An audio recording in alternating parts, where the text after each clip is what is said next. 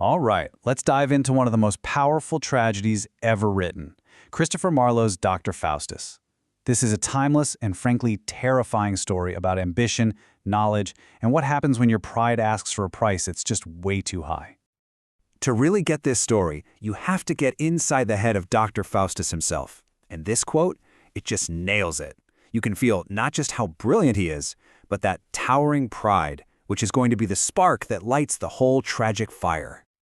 So you have to ask, right? What in the world drives a scholar this brilliant to literally make a deal with the devil?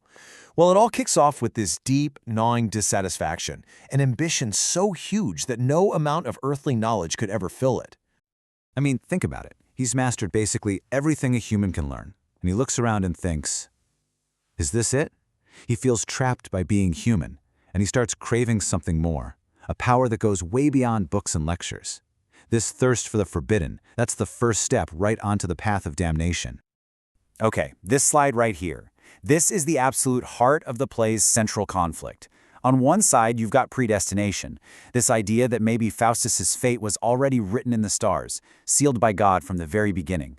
But on the other, you have free will, the belief that he chose this path, that every step was his own decision.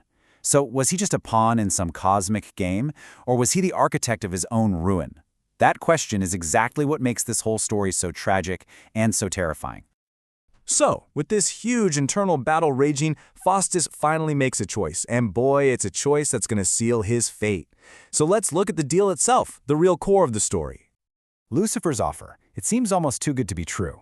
24 years. For just 24 years, he gets the demon Mephistopheles as his personal servant, giving him access to power and knowledge you can't even imagine. But of course, every single second of that time comes with a terrible, terrible cost. And there it is, the price. We're talking about the ultimate transaction. For a couple of decades of earthly glory, he has to give up his soul.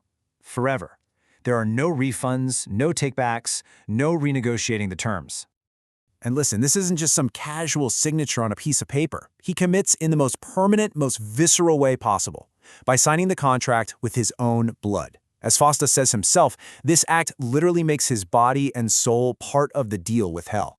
But here's where things get really interesting. The story isn't just a straight shot down. Believe it or not, all through those 24 years, Faustus is constantly given chances to back out, to repent. So you'd think he's having the time of his life, right? He's conjuring Helen of Troy, doing magic for emperors, but he's never actually at peace. There's this part of him that always knows that the clock is ticking, and the fear of what's coming just eats away at him from the inside. And this internal fight isn't just in his head, it gets a voice.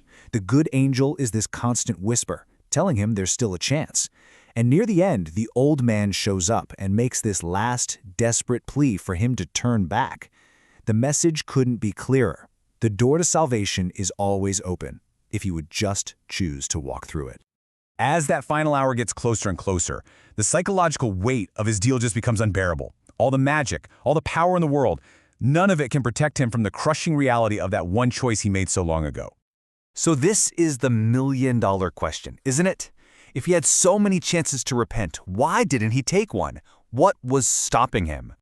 And it all comes down to one single fatal flaw: pride. His belief in his own greatness is just so complete, so unshakable, that he can't bring himself to be humble, to admit he was wrong. For Faustus, accepting forgiveness would feel like a bigger failure than accepting damnation. And that's the heart of his tragedy. In the end, it isn't really Lucifer or the devils who damn him. It's himself. His pride becomes a cage of his own making.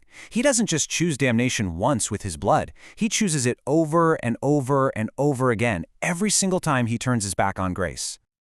Okay, so let's get to the end. Let's see how all of this builds to its absolutely unforgettable, terrifying climax, the thing that cements the story as a timeless warning. And here we are, in his final hour. The tension is just off the charts. The man who wanted to control time itself is now its prisoner. At 11 o'clock, he's just consumed by terror. By 11:30, he's begging, pleading for time to just stop. But at the stroke of midnight, well, his time is up. And just like that, the bargain is fulfilled. The play does not pull any punches. The consequence is brutal and horrifying. His grand pursuit of power ends with his soul being dragged off for an eternity of suffering. The story leaves us with this incredibly direct, haunting message. It's almost as if Faustus himself is speaking from beyond the grave. It is a crystal clear warning. Don't trade what's eternal for something that's just temporary. And that brings us to the final lingering question that this play leaves us with. See, Faustus's ambition to learn more wasn't evil by itself, but it got twisted and corrupted by a pride that refused to accept any limits. So we're left to wonder, right? In our own lives, how do we know when our own drive to achieve more crosses that same dangerous line? It's a question that has kept this 400-year-old story as relevant today as it ever was.